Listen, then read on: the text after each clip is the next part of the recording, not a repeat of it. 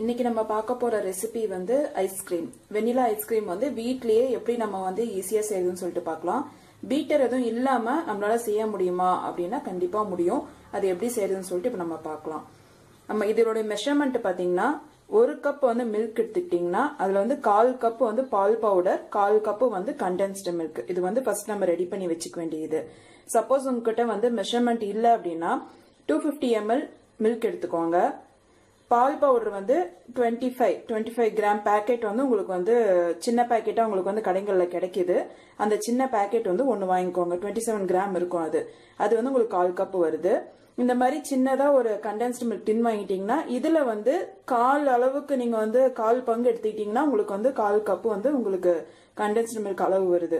So இந்த மாதிரி நீங்க வந்து மெஷர் பண்ணி எடுத்துக்கலாம். இப்போ இது எப்படி பண்றதுன்னு சொல்லிட்டு பாத்திரலாம். வீடியோக்கு போறதுக்கு முன்னாடி இது வரைக்கும் நம்மளோட சேனலை சப்ஸ்கிரைப் பண்ணலனா இப்பவே உடனே சப்ஸ்கிரைப் பண்ணிக்கோங்க. அப்பதான் நான் எப்பெல்லாம் நியூ வீடியோ அப்லோட் பண்றனோ உங்களுக்கு இமீடியட்டா ரீச் ஆகும். இப்போ எப்படி செய்யறதுன்னு சொல்லிட்டு பாத்திரலாம். நான் வந்து பேன் எடுத்திருக்கேன். அடுப்பு ஆன் பண்ணிக்கோங்க. இதுல வந்து பால் ஆட் பண்ணிக்கோங்க.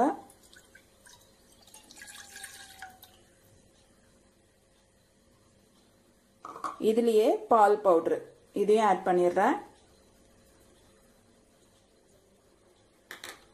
இப்போ இதை வந்து நல்லா மிக்ஸ் பண்ணிட்டு நல்லா ஒரு கொதி வரட்டும். நல்லா கொதிச்சு வர அளவுக்கு பாயில் பண்ணிக்கோங்க.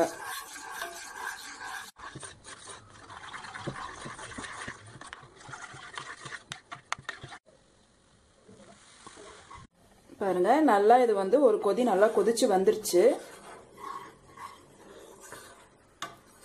இது வந்து ஒரு 1 மினிட் கொதிக்கிட்டோம். கொதிச்சதும் இதை ஆஃப் பண்ணிட்டு நல்லா கம்ப்ளீட்டா ஆற வச்சிருங்க. இது ஆறுறதுக்குள்ளார நம்ம வந்து கிரீம் வந்து ரெடி பண்ணிக்கலாம்.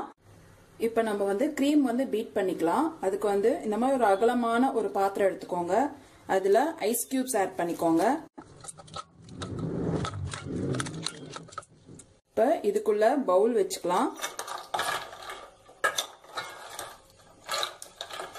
ஐஸ் கியூப்ஸ் வந்து நிறைய இருந்தாலும் ஓகே தான்.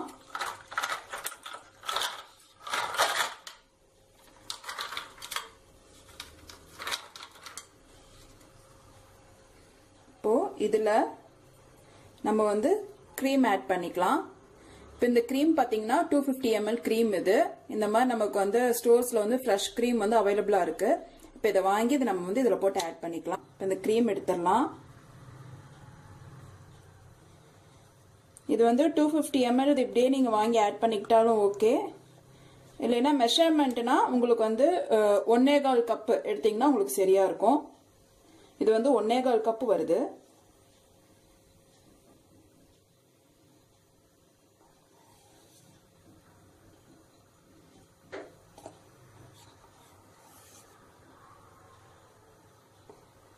இந்த மாதிரி விஸ்க் வச்சுக்கோங்க. பீட்டர் இல்லைன்னா இப்படி விஸ்கும் இல்ல அப்படின்னா ஃபோர்க், நார்மல் ஃபோர்க் இருக்கு இல்லைங்களா, அதை வச்சு நம்ம நல்லா பீட் பண்ணிக்கலாம். பட் இது எப்படி நார்மலா எல்லா வீட்லயுமே இருக்கும். சின்ன சைஸோ பெரிய சைஸோ எதுவா இருந்தாலும் ஓகே. இதை வச்சு நல்லா விஸ்க் பண்ணிக்கலாம். ஒரு கொஞ்ச நேரம் விஸ்க் பண்ணிக்கோங்க. நல்லா பீட் பண்ணிட்டு அதுக்கப்புறம் நம்ம வந்து சுகர் ஆட் பண்ணலாம். இந்த மெஷர்மெண்ட்டுக்கு நமக்கு சுகர் வந்து அதே மாதிரி 1/4 கப் தான். கப்ல நீங்க மெஷர்மெண்ட் கப்ல எடுத்தீங்கன்னா 1/4 கப் எடுத்துக்கோங்க. மெஷர்மெண்ட் கப் இல்லைன்னா சுகர் வந்து 50 to 55 கிராம் சக்கரை வந்து நீங்க தனியா எடுத்துக்கோங்க. அதுக்கப்புறம் நான் பொடி பண்ணிருக்கேன். இது வந்து நம்ம கொஞ்ச நேரம் நல்லா பீட் பண்ணதுக்கு அப்புறமேட்டுக்கு ஆட் பண்ணிக்கலாம். பீட் பண்றது ரொட்டேட் பண்ணி பீட் பண்ண வேண்டாம். இப்படி நல்லா இப்படி அடிச்சு பீட் பண்ணணும். ஒருத்தரா பண்ண முடியாது, கை வலி எடுத்துக்கும். அதனால 2 பேர் இருந்தா ஓகே. இல்லைன்னா குழந்தைங்க கிட்ட கூட கொடுங்க. அவங்க ரொம்ப என்ஜாய் பண்ணி செய்வாங்க. கொஞ்ச நேரம் அவங்க கிட்ட கொடுத்து பீட் பண்ண சொன்னீங்கன்னா பீட் பண்ணுவாங்க.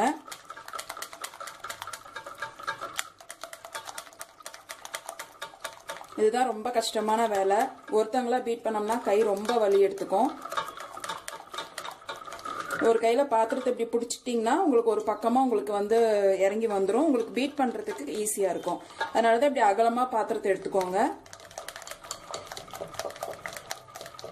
கொஞ்ச நேரம் ஒரு 2-3 மினிட்ஸ் நல்லா பீட் பண்ணதும் இந்த மாதிரி பாருங்க பபிள்ஸா இருக்கு. இப்ப வந்து நம்ம சுகர் ஆட் பண்ணிக்கலாம். பாருங்க பீட் பண்ண இந்த மாதிரி நல்லா ஃப்ளஃபியா வரும்.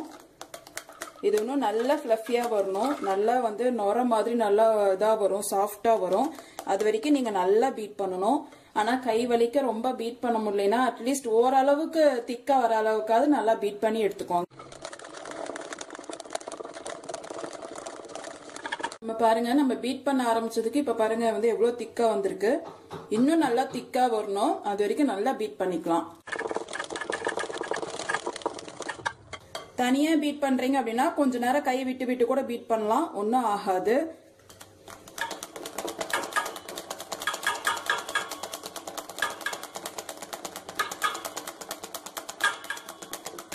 இந்த மாதிரி கெட்டியானதுக்கு அப்புறம் தான் நமக்கு கொஞ்சம் கஷ்டமா இருக்கும். இப்ப இந்த அளவுக்கு நல்லா ஸ்டிஃபா நிக்கிற அளவுக்கு நமக்கு வந்ததும் ஸ்டாப் பண்ணிருங்க.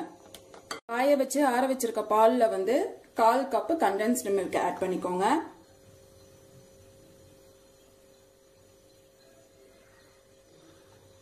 இதுலயே வந்து வெனிலா எசன்ஸ் வந்து 1.5 மூடி நான் ஆட் பண்றேன்.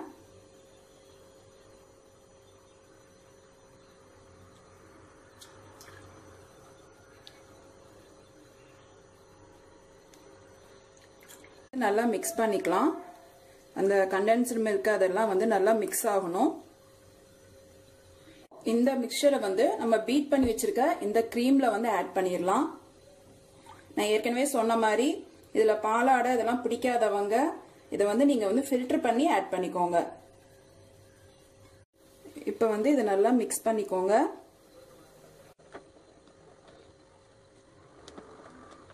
இந்த பாத்திரத்துக்கு இது வந்து டிரான்ஸ்ஃபர் பண்ணிடலாம்.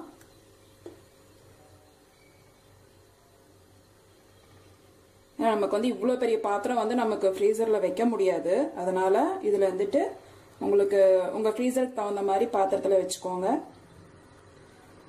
இடையிலனா 2 பாத்திரமா கூட நீங்க ஸ்பிளிட் பண்ணி வச்சுக்கலாம். பாருங்க, நமக்கு வந்து 1 கப் கிரீம்ல நம்ம 1 கப் மில்க் 1 கப் கிரீம் இதெல்லாம் நம்ம போட்டு செஞ்சதெல்லாம் நமக்கு இவ்வளோ ஐஸ்கிரீம் வருது.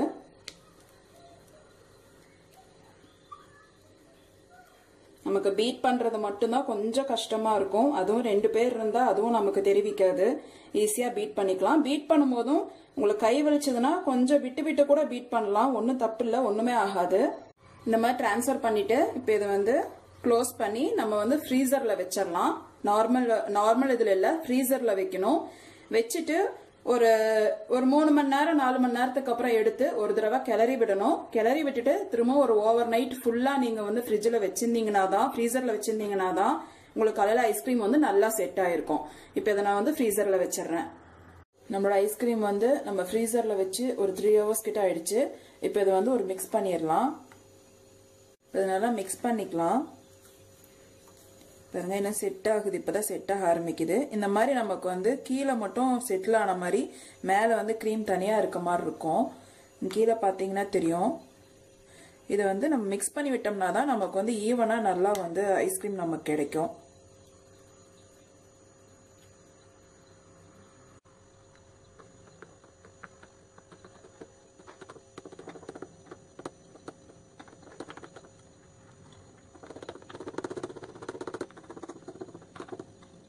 ஓவர் நைட் அப்படியே ஃபுல்லா ஃப்ரீசர்ல வச்சிருங்க. அப்பதான் உங்களுக்கு வந்து நல்லா செட் ஆகும்.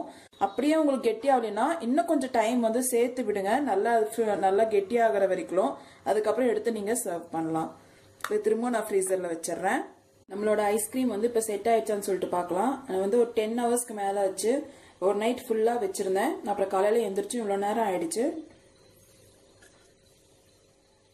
பாருங்க, நல்லா செட் ஆயிடுச்சு. ஒரு 6-7 ஹவர்ஸ் கிட்ட பாத்தீங்கன்னா ஓரளவுக்கு செட் ஆயிருக்கும். அது வந்து ரொம்ப ஒரு மாதிரி கொஞ்சம் இதாக தான் இருக்கும், நமக்கு இந்த அளவுக்கு வந்து கெட்டியா இருக்காது. ஒரு 10 ஹவர்ஸ்க்கு மேல ஆயிடுச்சுன்னா நீங்க ரொம்ப நேரம் வச்சிருக்க உங்களுக்கு நல்லாவே வந்து கெட்டி ஆயிக்கும் ஐஸ்கிரீம். உங்ககிட்ட வந்து ஸ்கூப்பர் இல்லைன்னா இந்த மாதிரி கரண்டி எடுத்துக்கோங்க ரவுண்டா, இதை வச்சு நம்ம எடுத்துக்கலாம்.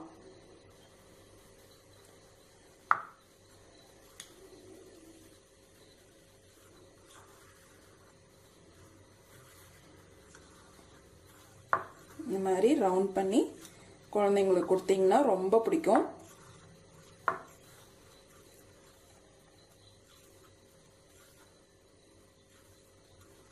ஸ்கூப்பர் இருந்தா ஓகே, இல்லைன்னா இந்த மாதிரி பண்ணிக்கோங்க.